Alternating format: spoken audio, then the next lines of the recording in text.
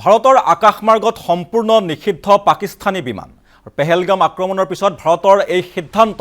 পাকিস্তানী সামৰিক অসামৰিক সকলো ধৰণৰ বিমানে ব্যৱহাৰ কৰিব নোৱাৰিব ভাৰতৰ আকাশমাৰ্গত আৰু ভাৰতৰ অসামৰিক বিমান সেৱা মন্ত্ৰালয়ে জাৰি কৰিছে এই নিৰ্দেশনা ছদিন পূৰ্বে পাকিস্তানেও ইয়াৰ আকাশমাৰ্গত নিষিদ্ধ কৰিছিল ভাৰতৰ বিমানৰ উৰণ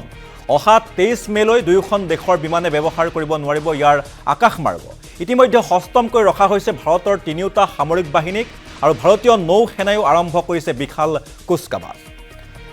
আৰু আমি পুনৰ জনাইছো ভাৰতৰ আকাশমাৰ্গত সম্পূৰ্ণ নিষিদ্ধ পাকিস্তানী বিমান আৰু পেহেলগাম আক্ৰমণৰ পিছত ভাৰতৰ এই সিদ্ধান্ত আৰু পাকিস্তানী সামৰিক অসামৰিক সকলো ধৰণৰ বিমানে ব্যৱহাৰ কৰিব নোৱাৰিব ভাৰতৰ আকাশমাৰ্গত আৰু ভাৰতৰ অসামৰিক বিমান সেৱা মন্ত্ৰালয়ে জাৰি কৰিছে এই নিৰ্দেশনা আৰু ছদিন পূৰ্বে পাকিস্তানেও ইয়াৰ আকাশমাৰ্গত নিষিদ্ধ কৰিছিল ভাৰতৰ বিমানৰ উৰণ আৰু অহা 23 মেলৈ দুয়োখন দেশৰ বিমানে ব্যৱহাৰ কৰিব নোৱাৰিব ইয়াৰ আকাশমাৰ্গত আৰু ইতিমধ্যে হস্তমকৈ ৰখা হৈছে ভাৰতৰ তিনিওটা সামৰিক বাহিনীক ভাৰতীয় নৌ সেনায়ো আৰম্ভ কৰিছে বিশাল কুচকাৱাজ